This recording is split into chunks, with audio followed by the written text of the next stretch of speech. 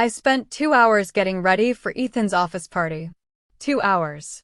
I changed my dress 3 times. Curled my hair twice. Even watched makeup tutorials online because I wanted to look perfect beside him. Ethan always said I worried too much. But that night felt important. "We'll finally stop hiding," he told me earlier that week. Those words stayed in my heart for days. For 2 years, our relationship had been private. Ethan said he hated public attention and wanted to protect our peace. At first, I believed him. Love makes excuses for people sometimes. When I arrived at the hotel rooftop, soft music floated through the warm evening air. The city lights sparkled behind the guests. Everyone looked elegant and confident. I suddenly felt nervous. Then I saw Ethan near the bar wearing a dark gray suit. My heart softened immediately. He looked handsome. When he noticed me, he smiled quickly and walked over. "You look beautiful," he whispered. I smiled shyly. "You clean up nicely too." For a moment, everything felt perfect. Then a tall woman in a red dress approached us. "Ethan," she said happily. "Aren't you going to introduce us?" Ethan's smile changed slightly. Something nervous appeared in his eyes. "This is Claire," he said. The woman waited. I waited too. Ethan cleared his throat. "She's a friend." Friend. The word hit me harder than I expected. I forced a smile while the woman shook my hand politely. "Nice to meet you," she said. But I barely heard her. "Friend? After 2 years?" I looked at Ethan, hoping he would correct himself. He didn't. The rest of the night felt painful. Ethan moved from group to group talking to coworkers while I stood alone pretending not to care. Every laugh around me sounded louder. Every couple looked happier. At one point, I saw Ethan talking closely with the woman in the red dress. She touched his arm while laughing. A sharp pain moved through my chest. Jealousy is ugly. It makes your thoughts cruel. By midnight, I could not take it anymore. "I'm leaving," I told him coldly. Ethan looked surprised. "Claire, wait." "No," I interrupted. "Enjoy your party with your coworkers." I turned and walked toward the elevator before he could stop me. But just as the elevator doors opened, someone grabbed my wrist gently. It was an older woman I had never seen before. She looked serious. "Please don't leave angry," she said softly. I frowned. "Excuse me?" She glanced toward Ethan across the room. "Before you judge him, there's something you deserve to know." Chapter 2: The Secret. The woman introduced herself as Margaret. She worked with Ethan's company. We sat in a quiet corner near the rooftop garden while cold wind moved through the plants around us. "I know this situation looks terrible," she said carefully. I crossed my arms. "Then explain it to me." Margaret hesitated. Then she sighed deeply. "Ethan's father owns the company." I blinked. "What? He never told you?" I shook my head slowly. "No." Margaret looked uncomfortable. "His father is extremely traditional. He controls everything in Ethan's life, especially his public image." I stared at her silently. "He wants Ethan to marry someone from an important family," she continued. "Someone wealthy. Someone useful for business." Suddenly my stomach tightened. The woman in the red dress. "She's the daughter of one of the investors," Margaret said quietly, confirming my fear. I laughed bitterly. "So Ethan introduced me as a friend because he's ashamed of me?" "No," Margaret replied quickly. "Because he's afraid." That answer surprised me. Margaret leaned closer.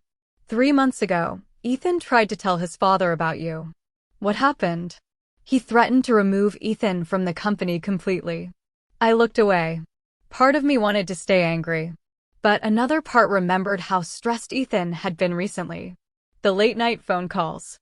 The headaches. The silence. "He should have told me," I whispered. "Yes," Margaret agreed gently. "He should have." At that moment, Ethan suddenly appeared beside us. His face looked pale. "Claire," he said quietly. "Can we talk?"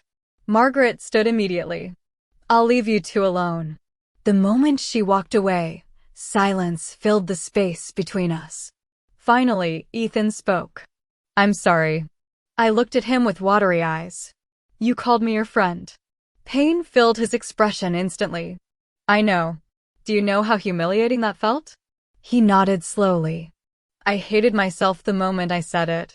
For the first time that night, I saw real fear in his eyes. Not embarrassment. Fear. I didn't want to lose you, he admitted softly. I stared at him. Then why make me feel invisible? Ethan looked down at the city lights below us. Because I've spent my whole life trying to please everyone. His voice sounded tired. My father controls my career, my future, everything. And what about us? He looked back at me. That's the problem. A painful silence followed. Then he finally said the truth. I don't know how to fight him. Chapter 3: The Choice. 2 weeks passed after the party. 2 long, confusing weeks. Ethan called every day. Sometimes I answered. Sometimes I didn't. Part of me still loved him deeply. But another part of me kept hearing that horrible word. Friend. One rainy evening, I sat alone in my apartment drinking tea when someone knocked on the door. I opened it slowly.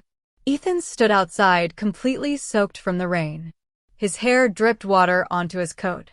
You look terrible, I said automatically. He smiled weakly. I probably do. I should have closed the door. Instead, I stepped aside quietly. Ethan entered slowly and looked around the apartment. Everything felt awkward now. Like 2 strangers pretending to remember each other. Finally, he reached into his pocket and handed me a folded paper. What's this? I quit. I stared at him. What? I left the company today. My eyes widened in shock. Ethan. He looked nervous, but strangely peaceful. For the first time in my life, I made a decision for myself. I unfolded the paper slowly. It was his resignation letter. You gave up everything? I whispered. He shook his head gently. No. I gave up a life that wasn't mine. Tears filled my eyes immediately. My father said I was making the biggest mistake of my life, he continued quietly. But loving you never felt like a mistake. The room became silent except for the sound of rain outside. Then Ethan stepped closer. This time, he said softly, I want to introduce you correctly. A small smile appeared through my tears. And how is that? He looked directly into my eyes. The woman I love. And for the first time in weeks, I finally believed him. Learn English through story. English challenge. Vocabulary from today's story. 1. Humiliating. Meaning, making someone feel embarrassed or ashamed. 2. Traditional. Meaning, following old customs or beliefs. 3. Invisible. Meaning, feeling ignored or unnoticed. 4. Resignation. Meaning, officially leaving a job. 5. Decision. Meaning, a choice you make. Life lesson. Sometimes people hurt others because they are afraid. But real love requires courage, honesty, and difficult choices. English challenge question. Have you ever felt invisible in someone's life? Write your answer in simple English. Example. Yes. I felt invisible when my friend ignored me at school. If you enjoyed today's English story, don't forget to like the video. Comment your answer below. Subscribe to English Through Stories. Turn on notifications for daily English stories. See you tomorrow for another emotional English story.